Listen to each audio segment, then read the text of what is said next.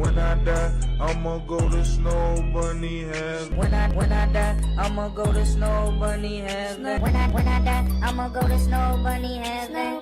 Snow. Hey guys, I went on 9anime for the first time in a while for a fun movie night and was reminded about this series. So yeah, Kiki's Delivery Service. It's the fifth big Ghibli feature. Yes guys, I will cover Nausicaa someday, one of these days. It released in 1989 and it followed the story of a young entrepreneur and her startup. So as all good Ghibli movies must do, we start off in a rural foresty residential place to have our epic wholesome 100 setting. Except this time it's only for the beginning. The wholesomeness soon ends when we find out that this is an alternate dimension where Sneeko decided the age of consent could apparently witches can leave their home and become independent at the age of 13? As is custom for witches in this world, Kiki must set out to find a town to settle in and come up with her own practice. I know white people are weird, but this whole getting kicked out the second you can legally live on your own is always something that'll be foreign to me. 13 years old and she's already getting called a bum and being forced into making a startup, and by her own mother who can't even make a health potion that isn't literally Elden Ring Deathblight. Look! This poor old lady came here for help with her rheumatism, and at the end of the movie, there's an entirely different lady. She fucking died in the span of a month because the mom kept giving her fucking ghost pepper flavored inhalers. It's a full moon and a clear night, so it's time for Kiki to leave. She packs her clothes and brings along Gigi, a black cat who exists to make funny and blunt remarks. He is the mascot, or should I say mascat. Ha ha ha ha. He exists to sell merchandise and shit.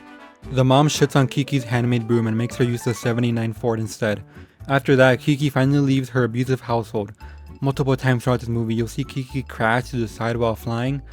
And I may be stupid, but I don't get if this is like intentional or by accident. When she's crashing around the trees, the parents remark that she doesn't quite have the hang of it. But then the father listens for the chimes laid out as a way to see how far she's gone, as if that's something to be expected.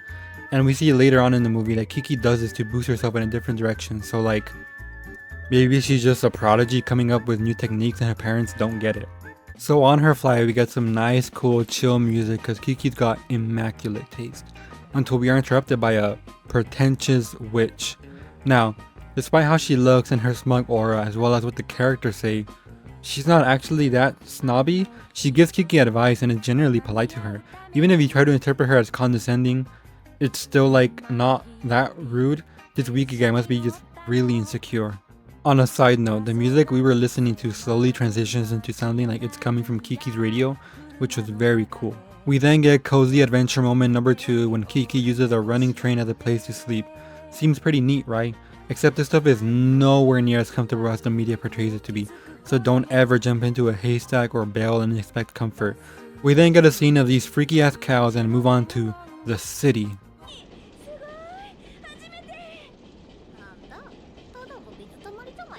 Why are you so fucking negative all the time? European architecture, walkable roads, a nice temperate climate.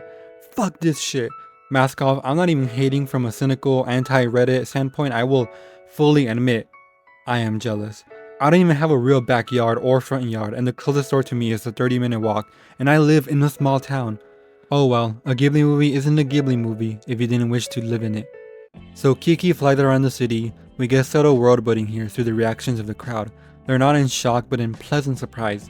It would seem witches are known to exist but are rare and usually not seen. Kiki knows this and tries to make a good impression, so she closes her eyes and smiles. She makes a turn in which I fully expected her to crash into a sign, but she doesn't actually crash. Okay, well, never mind, she does, and it's with her eyes open. You know what? Maybe she's not a prodigy after all.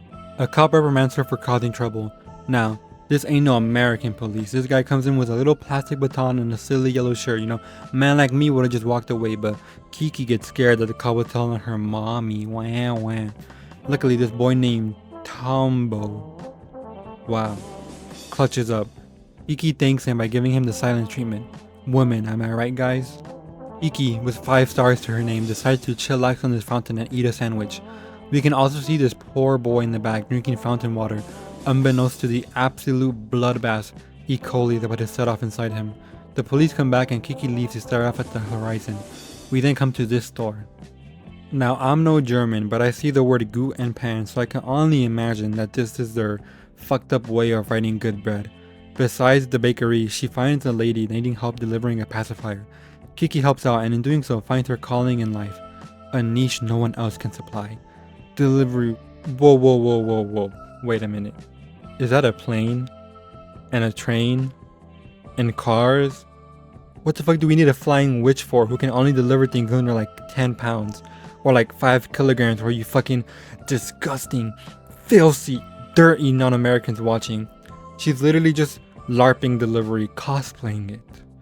Meanwhile, these USPS and Amazon drivers are struggling, pissing in bottles and living in company towns. Only two things can come out of this. Either Kiki goes on to create the Amazon empire, or she falls to the eventual creation of it.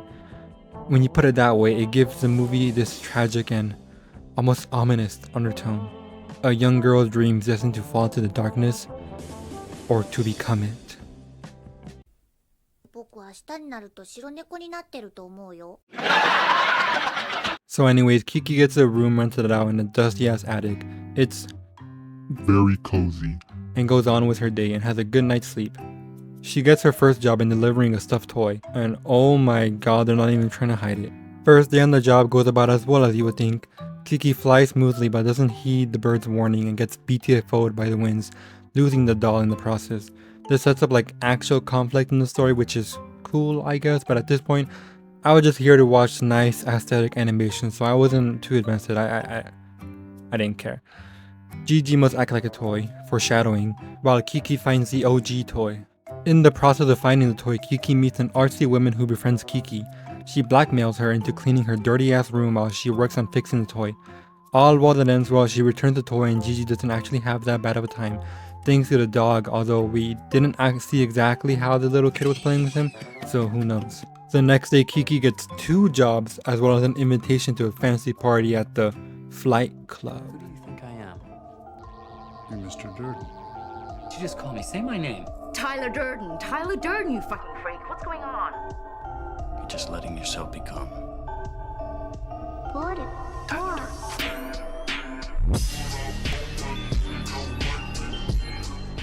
I mean, yeah, Kiki seems to be struggling balancing her work and new life with simply living her youth. She wants to have friends, wear cute clothes, and have a nice boyfriend.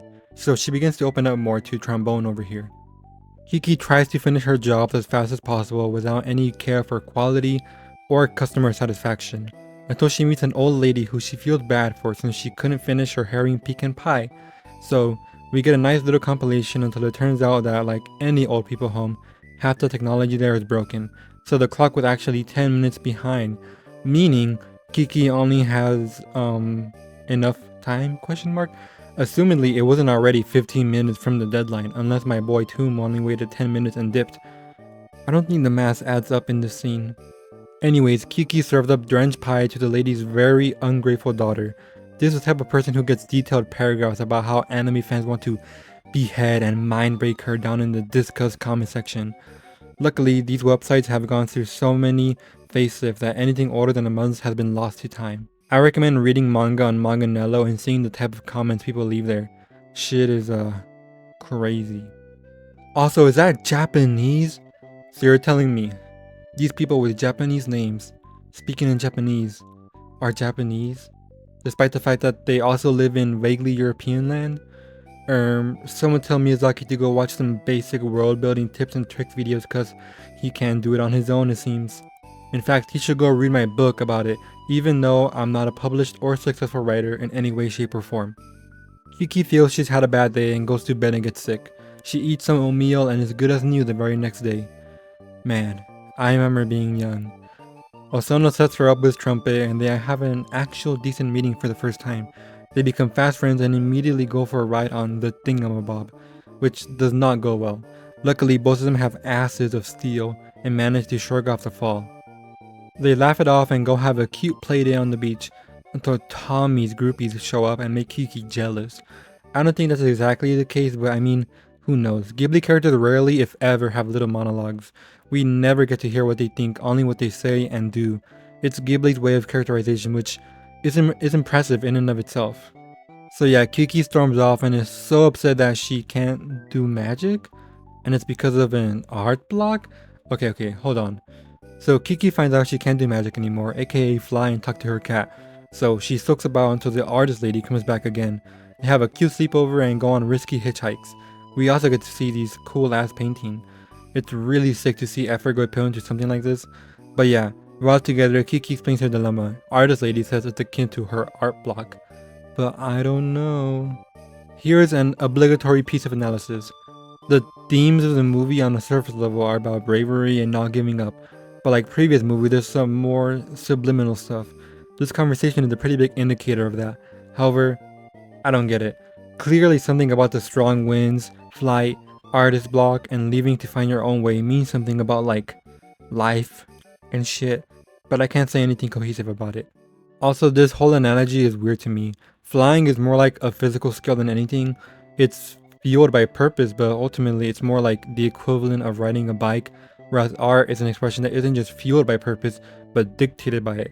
So I don't know about the movie's point in this, but maybe I'm just looking too deep into shit. Moving forward, while Kiki is ruminating on artist lady's words, we get to the climax of the movie, which can only be described as 9/11. So basically, the radical winds hijack the Hindenburg to crash into Big Ben in order to send a message. It's up to our hero Kiki to stop it. She takes the janitor guy's shit broom and lo and behold, in the face of danger, against all odds, she regains her flight and then immediately crashes into a wall. So Kiki makes her way, albeit not easily, towards Tomboy, who is hanging on by a thread. We get these sweeping shots of the city and the people watching in horror while the blimp wreaks havoc. It's very good and climactic and builds up the final scene of Kiki desperately trying to grab the boy's hand. To add to that tension, she seems to be controlling her broom with a Mario Kart Wii controller. Eventually, Ryan gets tired of this shit and lets go, only for Kiki to finally lock in and grab him on the way down. The town celebrates, with everyone throwing their conveniently held pocket confetti and news reporters interviewing the kids. Osono's water breaks just in time and we get another compilation to finish off the movie. Everybody's happy. Kiki is friends with... He builds a plane bike. The baby is born healthy. Kiki's delivery service survives another day. Gigi has multiple children. All well, that ends well. Very fun movie, like a solid 8 out of 10. Super charming and holy shit! If she's here, then that explains why Gigi... No. Wait. He's